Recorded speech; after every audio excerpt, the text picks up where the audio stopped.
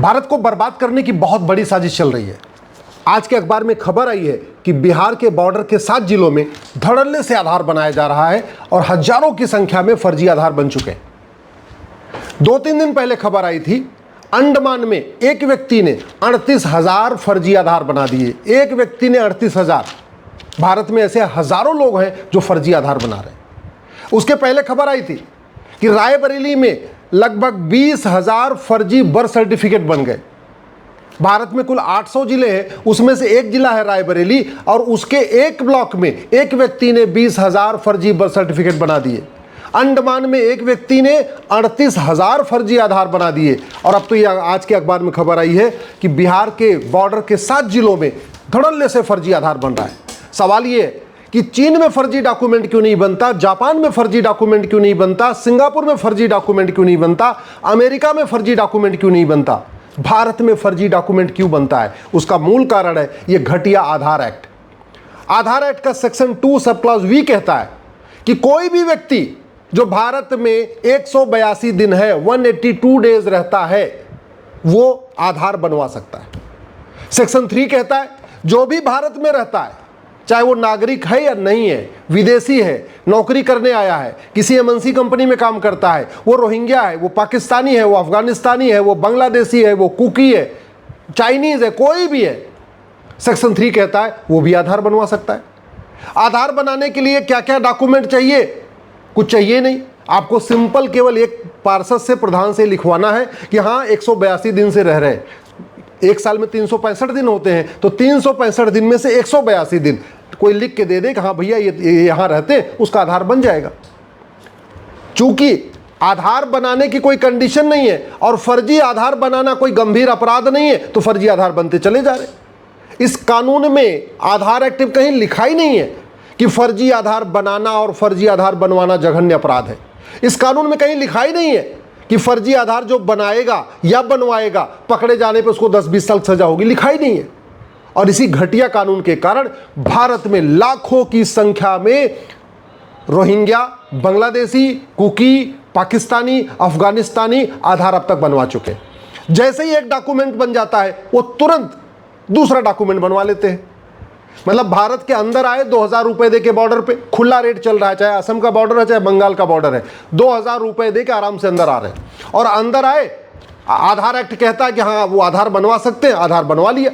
आधार बनवाने के बाद फिर दलाल को पकड़ा, तहसील के दलाल को, 2,000 रुपए में राशन कार्ड बन गया। फिर नगर निगम के दलाल को पकड़ा, 2,000 रुपए में बर्थ सर्टिफिकेट बन गया। आरटीओ ऑफिस के दलाल को पकड़ा, 3,000 रुपए में ड्राइविंग लाइसेंस बन गया। और जब 4-5 डॉक्यूमेंट बन गए, वोटर आईडी में नाम जुड़वा लिया। वोटर आईडी में नाम जुड़वा लिया, जनधन खाता खुलवा लिया, आराम से केंद्र सरकार की किसान सम्मान निधि आ रही है, हर 3 महीने वो भी आ रहा है। मुफ्त में वजीफा भी मिल रहा है, लोन भी मिल रहा है, मुफ्त में मकान भी मिल रहा है, मुफ्त में राशन भी मिल रहा है। इस तरीके से भारत में हजारों की संख्या में पाकिस्तानी, अफगानिस्तानी, रोहिंग्या, कुकी, बांग्लादेशी सारी सुविधाओं का फायदा उठा रहे हैं। जो सुविधाएं भारत के लोगों को नहीं मिल रही हैं, वो सुविधाएं भी उठा रहे हैं। क्यों? क्योंकि वो माइनॉरिटी भी है। माइनॉरिटी के नाम पे अलग से 300 स्कीमें चल रही हैं। केंद्र सरकार की माइनॉरिटी की अलग स्कीम है और राज्य सरकार की माइनॉरिटी की अलग स्कीम है। ये पाकिस्तानी, अफगानिस्तानी, रोहिंग्या, बांग्लादेशी, कुकी जो आ रहे हैं, वो माइनॉरिटी का सारी स्कीम का फायदा उठा रहे हैं। सामान्य स्कीम का भी फायदा उठा रहे हैं, माइनॉरिटी स्कीम का भी फायदा उठा रहे हैं। अगर इन घटिया कानूनों को बदला नहीं गया तो 2047 में विकसित भारत नहीं बनेगा, 2047 में भारत बर्बाद हो जाएगा। लिख के रख लीजिए। मैं किसी न डरा रहा हूं, लेकिन कड़वी सच्चाई बता रहा हूं।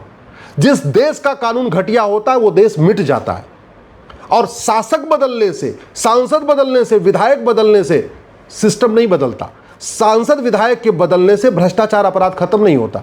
सिंगापुर में, जापान में, चीन में, अमेरिका में कोई भी राष्ट्रपति हो, कोई प्रधानमंत्री हो, वहां फर्जी डॉक्यूमेंट बन ही नहीं सकता। क्यों? क्योंकि कानून कठोर बना हुआ है। कानून तो बदलेगा नहीं, कानून तो वही है। सांसद सरकार आएगी जाएगी, कानून कठोर है, इसलिए वहां फर्जी डॉक्यूमेंट बनेगा नहीं। और भारत में कानून महा घटिया है, इसलिए कोई सरकार आए, समाजवादी सरकार आए, सेकुलर सरकार आए, राष्ट्रवादी सरकार आए, कोई भी सरकार आए, कोई भी समस्या कम नहीं होती। सरकार, दुनिया के सबसे ईमानदार और मेहनती हमारे प्रधानमंत्री हैं, दुनिया के सबसे मेहनती गृहमंत्री हमारे पास है।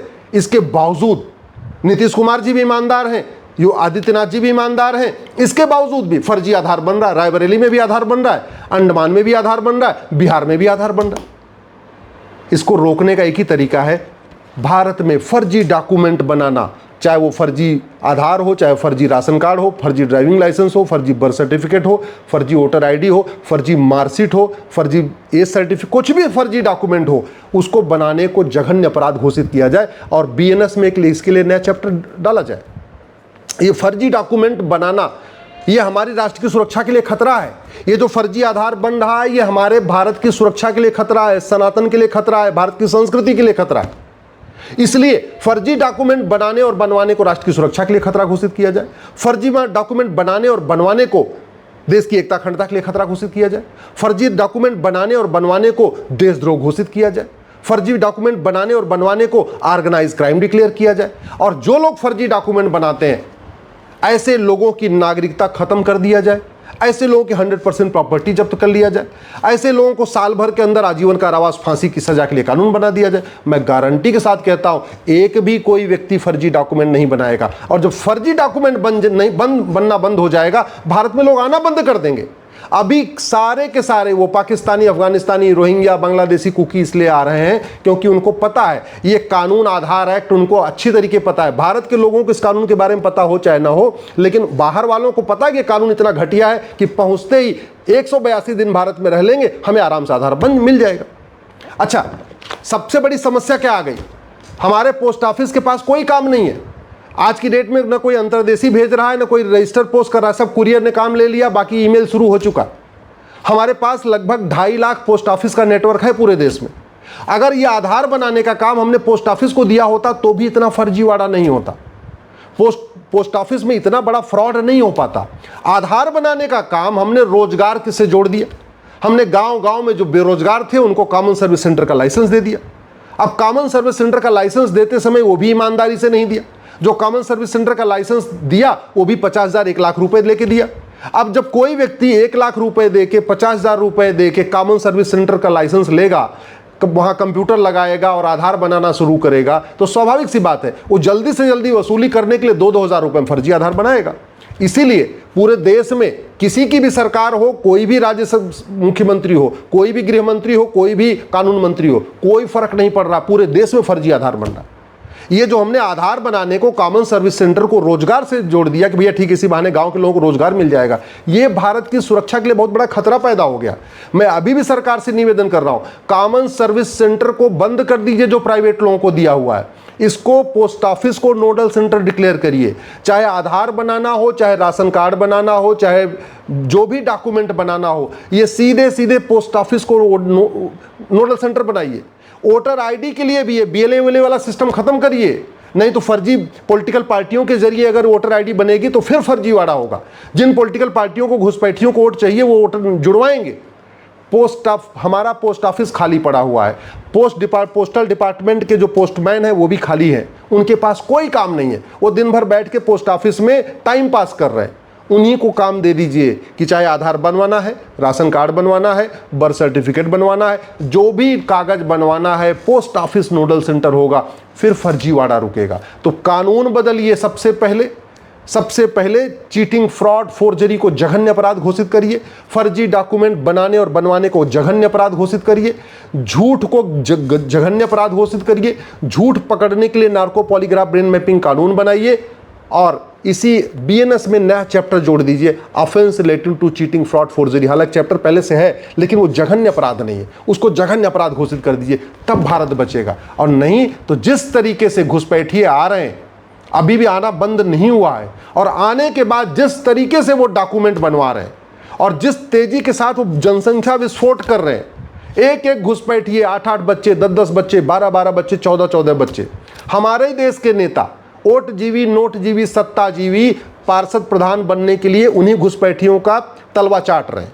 हमारे यहीं भारत में लोग पार्षद प्रधान बनने के लिए, सांसद विधायक बनने के लिए उन्हीं घुसपैठियों से हाथ जोड़ रहे हैं कि हम तुम्हें निकालेंगे नहीं, तुम्हें बाहर नहीं जाने देंगे, हम तुम्हें यहीं रखेंगे, हम तुम्हारा सारा डॉक्यूमेंट बनवाएंगे, तुम हमें वोट दे देना। और वो भी क्यों हो रहा है? क्योंकि राजनीति बहुत बड़ा फायदेमंद धंधा है। तो भ्रष्टाचार जब तक खत्म नहीं होगा तब तक ये काम चलेगा। और भ्रष्टाचार तब खत्म होगा जब इस बीएनएस में एक चैप्टर होगा, ऑफेंस रिलेटिंग टू करप्शन, और चीन की तरीके भ्रष्टाचारियों की 100% संपत्ति जब्त करने, नागरिकता खत्म करने और फांसी देने के लिए कानून बनेगा। भारत की कोई समस्या लाइलाज नहीं है, लेकिन हम अपने पड़ोसी देशों से और हम बाकी देशों से सीख नहीं रहे। सिंगापुर में नशे का कारोबार नहीं है, सिंगापुर वाला कानून भारत में लागू कर दें, भारत नशा मुक्त हो जाएगा। हमें चीन में भ्रष्टाचार पे फांसी होती है, वो कानून लागू कर दें, भारत में भ्रष्टाचार कम हो जाएगा। अमेरिका में फर्जी डॉक्यूमेंट बनाना जघन्य अपराध है, झूठ बोलना जघन्य अपराध है, वो कानून भारत में लागू कर दे, भारत की बहुत सारी समस्याएं खत्म हो जाएंगी। तो जरूरत यह है कि हम चीन से सीखें, सिंगापुर से सीखें, जापान से सीखें, अमेरिका से सीखें, रूस से सीखें। जिन देशों में जो समस्याएं नहीं हैं उन देशों के कानूनों को भारत में लागू करें, तब भारत सुरक्षित होगा। नहीं तो 2047 में विकसित भारत नहीं बनेगा, बल्कि एक बर्बाद भारत होगा।